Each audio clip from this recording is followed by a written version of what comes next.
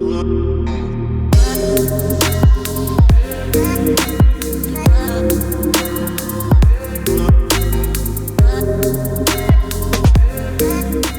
back to another Edit with Jacob.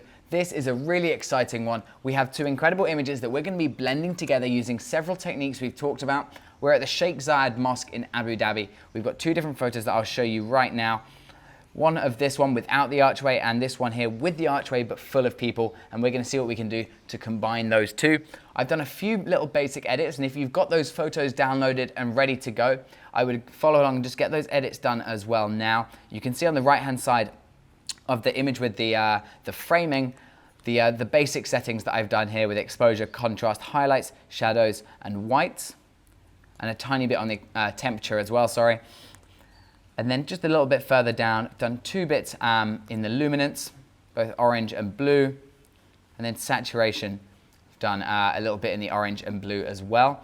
And that's all I've done for these images, so get those settings in now, and then the same for the other image.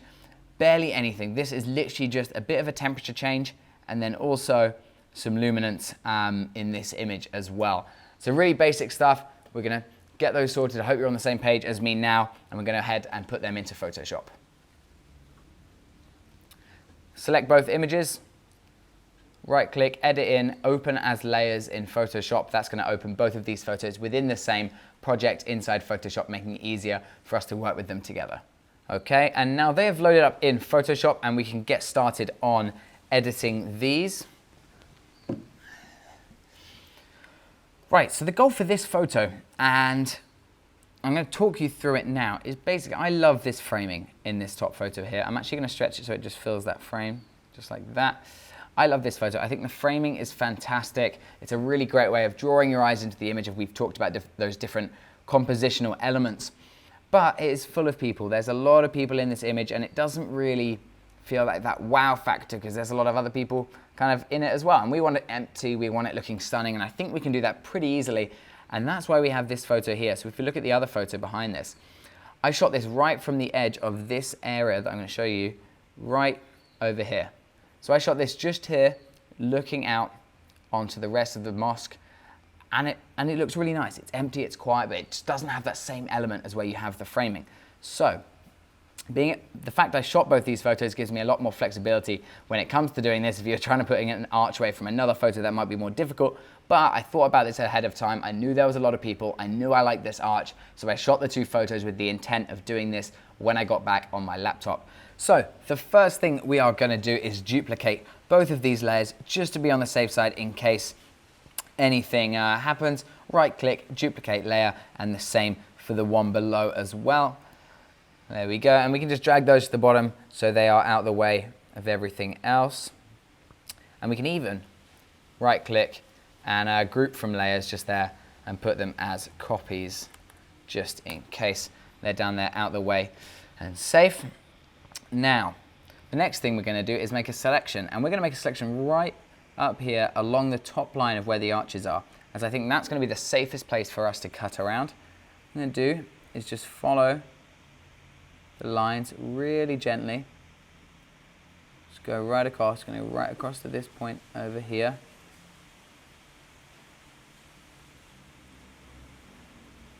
And we're going to cut around this whole bottom section of the image. There. Once you've got that highlighted, we're going to right click and layer via copy. And as simple as that, we're going to hide the layer below. You can see what we've got. We've just got that bottom selection there, and we're just going to place this to line up as best it can with the rest of the image. Now, this is slightly wider, and there's a couple of things we can do to fix this. One thing I'm first going to try is edit, transform, and perspective. And that is just going to, like it sounds, change the perspective of this top image. I'm going to try and line it up doing this. We use the arrow keys just to shift it into place if we need to every once in a while. It's a little too much.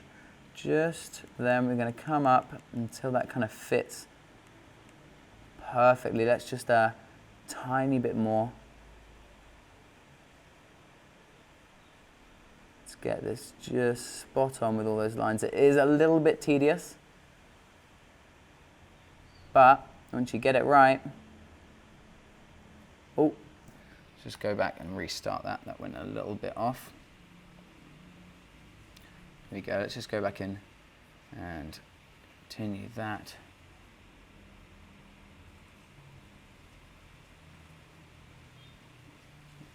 Find that angle, and then we'll just try and line it up with the arrow keys. I want to make sure this flows as good as possible.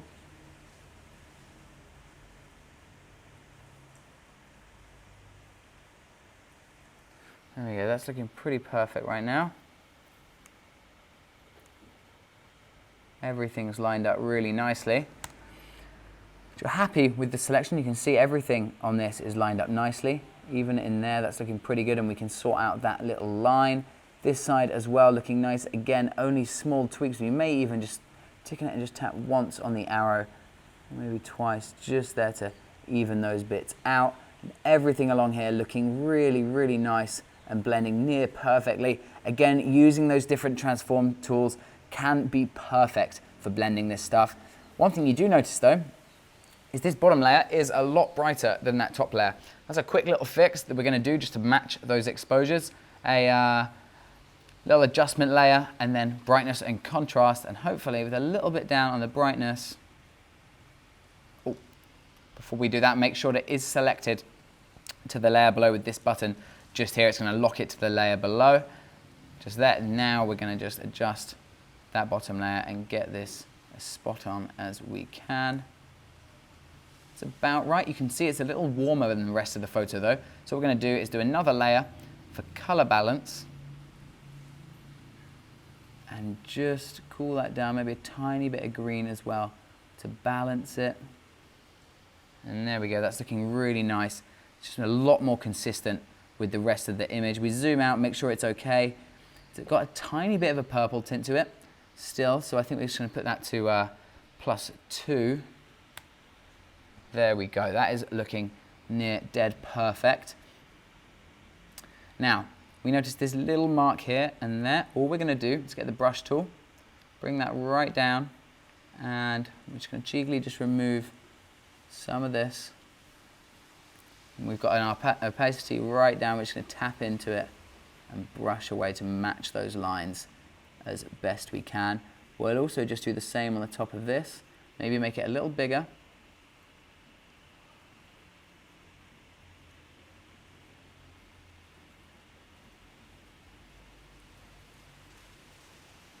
We're just blurring those edges to blend everything really nicely.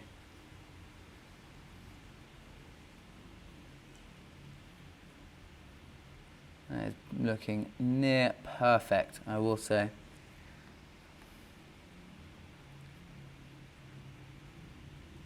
And once you're happy with how this is blended, which I certainly am, what I'm going to do now is zoom back out. I'm going to make a final little crop on there. You can see how much nicer this looks. You get that really beautiful wide perspective of the center square and the Sheikh Zayed Mosque and that incredible sky with the framing, and none of those people, if we just hide that layer, you can see what we've covered up just here, really making a difference. You can see it's a little bit different, but what we're going to do to save that is just crop in slightly, or if we can, I think the best thing to do will be for us to crop in and see where that takes us. So let's have a quick look at that crop. If we're thinking about 4x5 for Instagram, we're going to want to zoom in a little bit on each of those sides, even them out so they match. And then I want to come down, I think I want to go up actually, see a little bit more of the top of this arch maybe. Actually, I reckon it might be nice if we see a bit more of that flower. Just there, you still get that essence of framing, which is nice. Oh, I can't decide. This is the tough one. I think you guys might all have different decisions of how you want to crop this. It's me, but I think actually lose the flower, focus on the framing. That's definitely the cleanest part of this photo. And we're just gonna center that as best we can. That's looking really nice, and we're going to hit enter. So that crop looks really nice. Obviously you miss a little bit of the flower here, but for me the main focus is this area in the middle. I would actually think about removing this flower just here, and that's super easy to do. Clone stamp on there, and we can just clone that out just a second. Let's make that a touch smaller. Opacity up.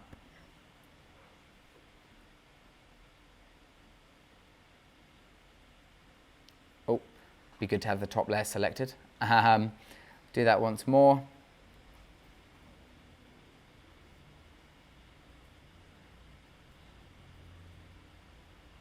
There we go, and then we'll do the same for this bit just here.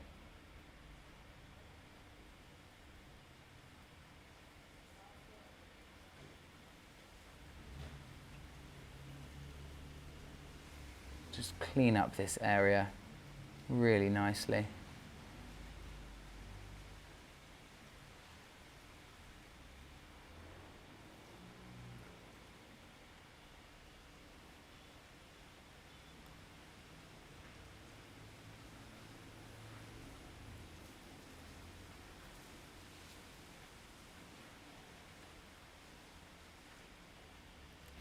Making sure we get all these lines matched up as well. There's a lot of little stones on this. We don't want them looking too far from real. There we go. Once you're happy with what you've done there, and zoom back out, and that's looking really clean right now. Final touch is just to sort out these edges on the left here. I don't know if you can see where we cropped, we still have this one side here, and we're going to just use the clone stamp again, bring that size down. I'm just going to copy some of the information from here and continue it along. We're also going to have to copy the edge of this one and bring it over to there, even that out a touch. There we go. Again, copy from here.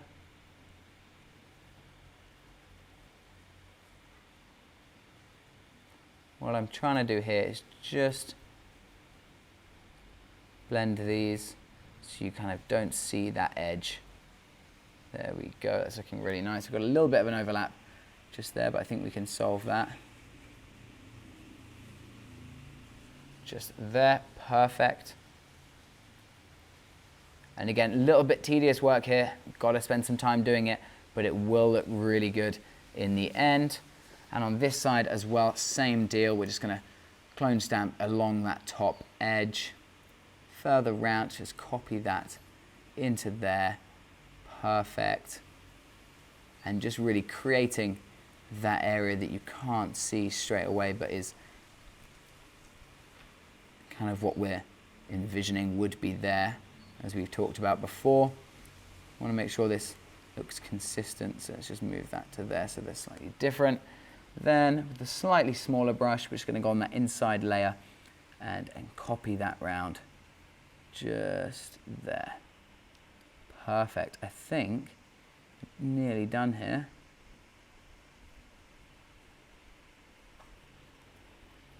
There we go. Follow this line down. We want to make sure we get all these bits.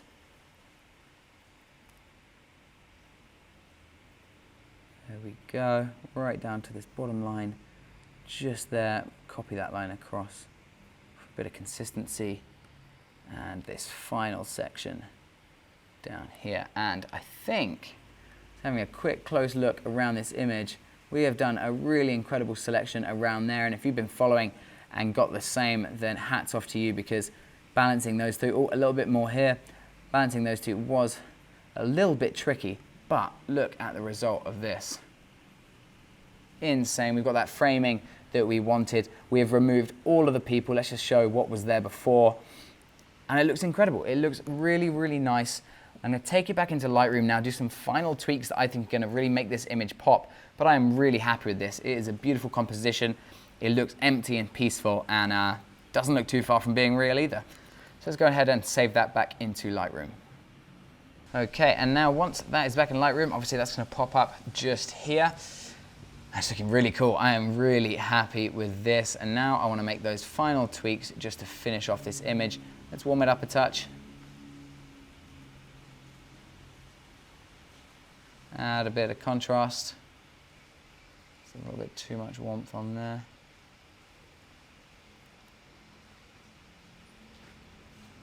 I think I want to just do a few gradients, and again just really enhance those colors. Maybe a little S-shaped curve on here as well.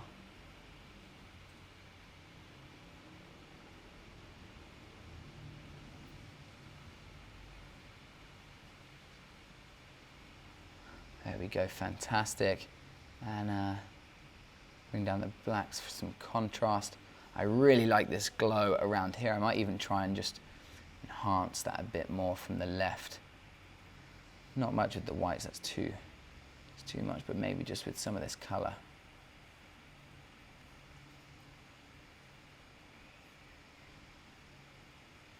Again, as it kind of blasts out that area, sending color all over.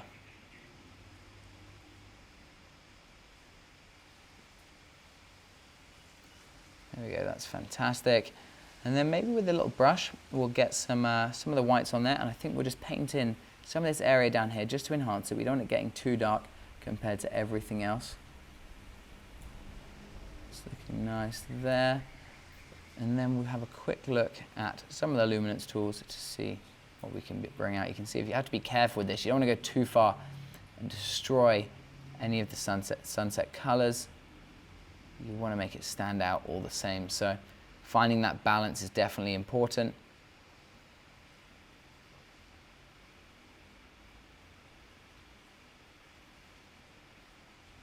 I think, to be honest, I'm happy with how that's looking without any split toning.